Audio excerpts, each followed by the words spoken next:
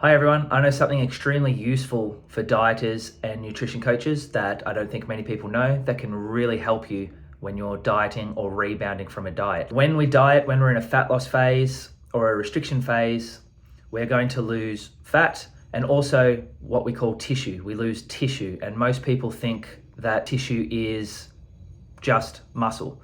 I'm worried that I'm going to lose muscle because muscle's so important and muscle's great. Am I going to lose muscle? We do lose some muscle when we diet, depending on our macros, our calories, and how long the diet goes for, but we also lose what we call tissue. We just say we lose our body's tissue. Now that can be muscle, but it's also skin, bone, organs. What else? Some water. Fat is technically still tissue. So we lose fat predominantly because the body's most happy to get rid of fat out of everything.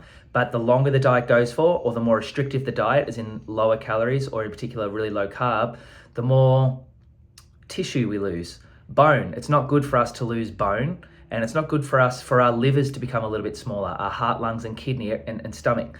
All our organs, maybe even the intestines, they all become just a bit smaller. And that's not great. That's not great for health. And that's what leads to a lower metabolic rate. We say our metabolic rate has lowered. Our body slows down so that we get used to consuming less calories. Now, what happens is, this is the part that I really want to share with dieters, but in particular nutrition coaches.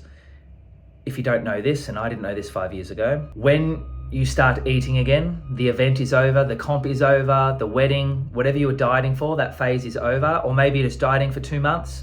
If you're doing it smart, you just diet for a month, then take a couple of weeks off, diet for a month.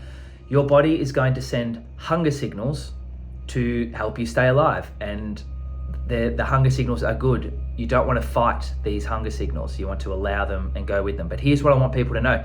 Your body will keep sending hunger signals. I'm going to speak slowly. I always speak too fast. Your body will keep sending hunger signals and also signals to slow down, to use less energy. It will send both those signals until your tissue has returned, till the organs, bones, muscle, water maybe, is back at the same level it was, that the level that your body deemed healthy and necessary for life.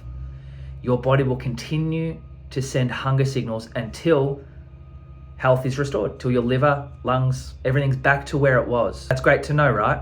Why do I care? Your body will add fat at a faster rate than the organs are getting back to their health, getting back to their size. I'll say that again. Your body will add fat at a faster rate than what your organs are growing, what your tissue is growing to get back to. So if I started at 80 kilos and my liver was, 200 grams in weight, I might be 82 kilos with an extra 2 kilos of fat on me by the time my body has gotten back to its healthy state. My organs are back to where it was. I think that is so great to know that that's what the body will do. When people say, I'm eating 1,300 calories, but I'm adding weight. I'm eating less than I used to, but I'm adding weight. Nutrition coaches, people online, I've seen this for years. We say that the people are wrong. You must be lying. You must be tracking incorrectly. They just get full gaslit. You must be tracking incorrectly, or you're not counting your calories on the weekend correctly, and that's why you're adding weight. And to presume that 100% of people, which is basically what they're saying that anyone that says that is lying or miscalculating. And I'm sure there might be a small percentage of people that are miscalculating and not going off the rails on the weekend and adding weight. But it is scientifically accurate that after a dieting phase, your body is your metabolism is down-regulated and now running on less calories. As you start to eat again, because the hunger signals are there, your body is going to put on more fat at a faster rate than normal. That is going to happen. Okay? Knowing that it's going to happen could be really helpful for people. It could mean that we don't have as much of a blowout. We just let the weight creep up a little bit. Also knowing that it will eventually down-regulate, okay? It will come back to use the example from before, I will be back to an 80 kilo being at the same body fat that I was, but it's like a bit of a wave or a bit of a parabola graph, whatever they're called, where your fat will go up more than what you used to have and then come back down and steady off. I'll say it again though, your body will send hunger signals to you and slow down, move less signals until you've restored your organ size or your tissue size, your bone and everything, maybe muscle as well, probably not muscle, okay? But the fat will come on faster. Now why? You have just starved your body, okay? Any fat loss phase is a mini starvation phase. It doesn't have to be a bad word, starvation, but the The longer it's gone on, or the more drastic, like lowering carbs a lot or really low calorie, the more that the bounce back, the body's going to say, don't you ever effing do that to me again. Just in case you do it in the next week or two, I'm going to store more fat so I can last a bit longer next time, okay? Fat is a protective mechanism. It can stop heavy metals from going to the brain when you're eating too much junk food, and it is there in case of emergency if you're going to starve it again. The more often you diet, the more you're saying to your body, it needs more fat. Okay, this is just incredible for people to know, because there are adults out there that have dieted for 20 years. They're just constantly dieting. They never take a break. They do the more drastic things and they see the 10 kilo loss, and then it bounces back and they weigh 5 kilos more. And then they go off the rails because that's upsetting and depressing. And then, okay, I'll get back on. I just need to go for longer. I just need to diet harder. And guys, you're doing yourself a disservice. Fat loss is so much easier than what you're making it out to be. But the macros are important. The time is important, how long you diet for, and taking time off, and accepting that after a diet phase, there's going to be a level of a rebound where your body restores its health, and you need to be excited about that phase. I'm in that phase this week where I'm looking to restore my body. I want to get back to my best. And maybe my body won't be as lean and shredded and the lines aren't sticking out, and that sucks mentally, definitely. But I get to have my sleep back. I get to have my verbiage back. I can talk, guys. I can think. There's so many benefits to not being shredded and just being healthy. So you need to be excited about those parts too. I hope this has been helpful. 7 minutes. I'll keep it short. Let me wrap it up.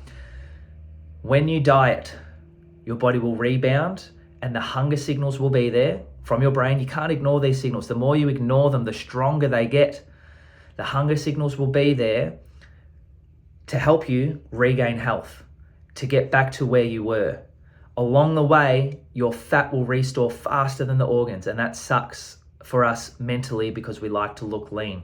But it's your body's way of saying, I'm in a restorative phase, but just in case there's no food available, because that's what you've been telling me for the last couple of months, that there's not enough food available, just in case, I'm going to put a lot of this food that you give me right now to fat storage, okay? It's temporary, it can go away, but wouldn't that be great to know that people aren't lying when they say, I eat 1,200 calories and put on weight.